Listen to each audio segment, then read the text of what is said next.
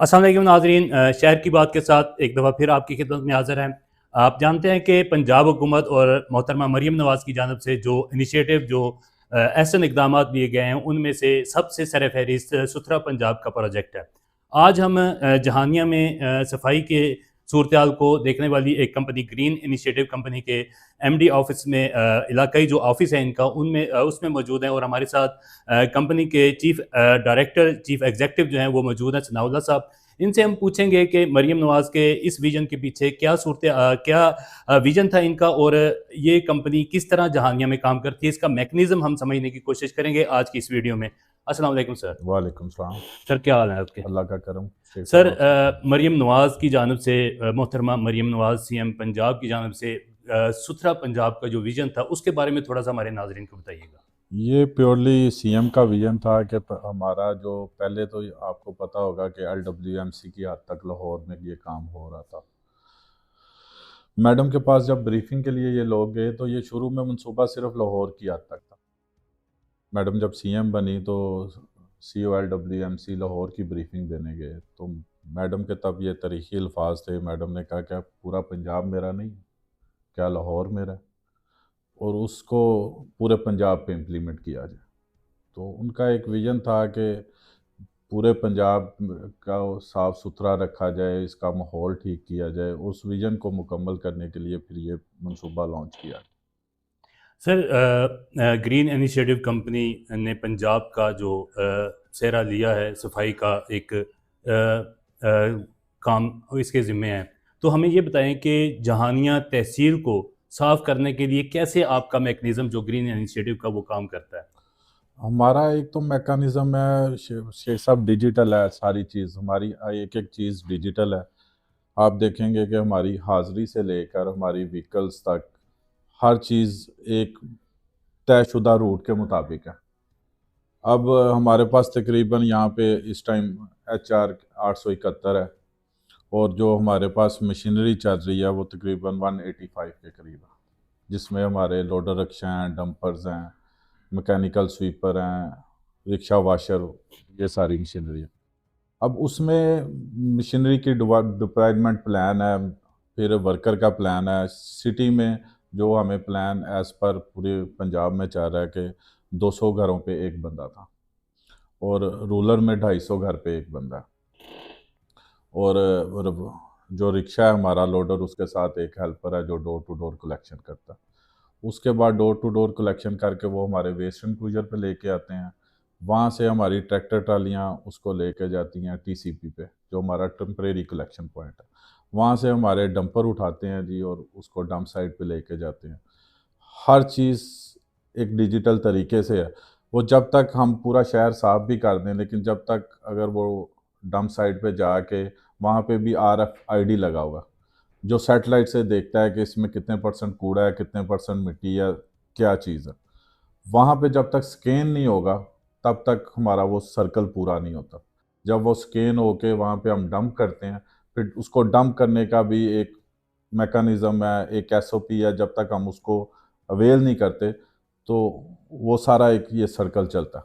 Sir ये बताएं कि शहर एक बड़ा इलाका है, ज़ाहिर है पूरी तहसील है, तो इसको कितने हिस्सों में डिवाइड किया गया है और कैसे-कैसे जो है इसमें जो नफरी काम करती है आपकी? सर एज़ पर प्लान तो हमें जो एमडब्ल्यूएमसी से मिला था, हमारे आरएफपी में था, वो हमने शहर में लगाने थे 44 लोग, और उन लोगों ने शहर की आबादी लिखी थी 50,000। जब आपको भी पता है, मुझे भी पता है कि शहर की आबादी 50,000 नहीं है, शहर की आबादी तकरीबन 2.5 लाख से ऊपर। तो इसको शहर को हमने 4 जोन में तकसीम करके, तो उस लिहाज से उन्होंने हमें जो प्रोग्राम था, हमारे आरएफपी में 8 रिक्शे लगने थे, लेकिन हमने शहर में 12 रिक्शे लगाए। इसी तरह एचआर 44 लगनी थी, तो मैंने इस टाइम तकरीबन 80 प्लस एचआर मेरी शहर में काम कर रहे हैं। सर ये बताएं कि कितने अखराजात आ जाते हैं और कैसे आपको गवर्नमेंट से आप कलेक्ट करते हैं या आवाम से कलेक्ट करते हैं? कैसे ये मैकेनिज़्म इसका कलेक्शन का इसका कैसे है? मैकेनिज़्म ये है कि अभी तो हमारी सारी इनवाइस भी डिजिटल है, हुँ, जिसमें कुछ 40 नंबर टनीज के हैं।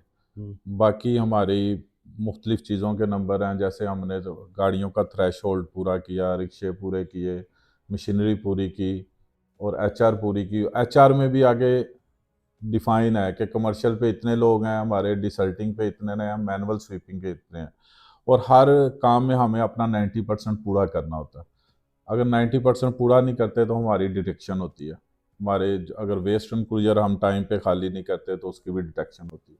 सर ये बताएं कि एक आम सवाल गर्दिश करता है, लोग विभाम है कि गवर्नमेंट ने 2 या 3 अरब रुपए जो है ग्रीन इनिशिएटिव कंपनी को जहानिया की सफाई के लिए अलॉट किया है, क्या ये दुरुस्त है? ये 4 साल का प्रोजेक्ट है जी। ये कोई एक साल का 2 साल के लिए 4 अरब नहीं दिया, और ये 4 अरब एक दफ़ा नहीं दे दिया कि हमारा कर दिया। गवर्नमेंट ने इसके लिए हमारे से परफॉर्मेंस गारंटियाँ ली हैं। जितनी गवर्नमेंट हमें इनवाइस दे रही है इसके अगेंस्ट उतने ही हमारी परफॉर्मेंस गारंटी MWMC में जमा है। अगर हम लोग इधर परफॉर्म नहीं करते तो वो हमारी गारंटी भी जब्त करेंगे और हमें जुर्माना भी करेंगे। और एक्चुअल हमें जुर्माने होते भी हैं कि अगर हमारी थ्रेशोल्ड पूरा नहीं होता, हमारा एचआर पूरा नहीं होता, या कहीं पे डोर टू डोर नहीं हो रहा, या जो भी प्रोग्राम है हम उस पर अमल नहीं कर रहे, तो हमें मैक्सिमम पेनल्टीज लगती हैं, और हैवी पेनल्टीज हैं, जिसका आम लोगों को नहीं पता। आम लोगों को यही तासुर जाता है जी, करोड़ों अरबों रुपया ठेकेदार की जेब में चला गया। अब हमारी इनवाइस पे 31% टैक्स है, ठीक है जी। 31% टैक्स के बाद 65% हमारी एचआर कॉस्ट है। फिर जाके 20% बचता है, जिसमें आपने अपनी सारी मशीनरी भी चलानी है, पेट्रोल भी करना है, सारा कुछ करना है। ये कोई इतना इजी नहीं है कि भाई हम कोई सोने के चम्मच लेके जेब में बैठे हैं और खाई जा रहे हैं, ऐसा कोई इशू। अच्छा, एक और जो सवाल लोगों में गर्दिश करता है और ये इबाहम कहा जाता है कि जो वर्कर्स की तनख्वाहें गवर्नमेंट आपको अलॉट करती है उसमें से कटौती होती है, इसमें कितनी हकीकत है? सर गवर्नमेंट हमें इस तरह अलॉट नहीं करती। ये भी सिस्टम को समझना पड़ेगा कि हमारी डिजिटल हाजिरी है, वो सुबह P1 लगता है, आउट टाइम में P2 लगता है।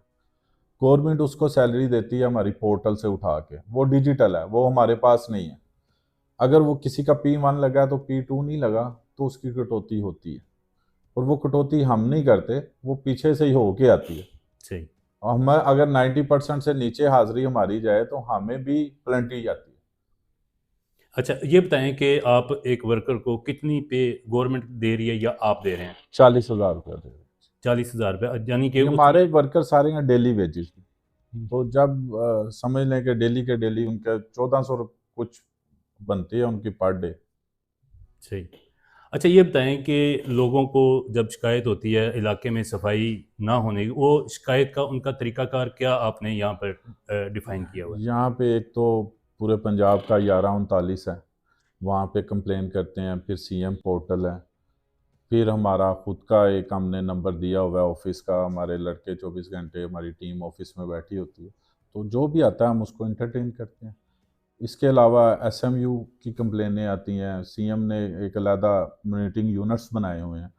फिर हमारे ऊपर हर यूनियन काउंसिल पे एक FMO लगा हुआ है, जो डेली के बेस पे अपना एरिया विज़िट करता है और हमें कंप्लेनें भेजता है, और हमने विद इन ड्यू 2 घंटे में उसको रिजॉल्व करना होता है। उसमें भी अगर हम 2 घंटे में नहीं करते, जो SMU की कंप्लेन है उसका 24 घंटे का टाइम है, और दूसरी के 2 घंटे का टाइम है। अगर हम 2 घंटे में नहीं करते उस पर भी हमें पेनल्टी लगती है।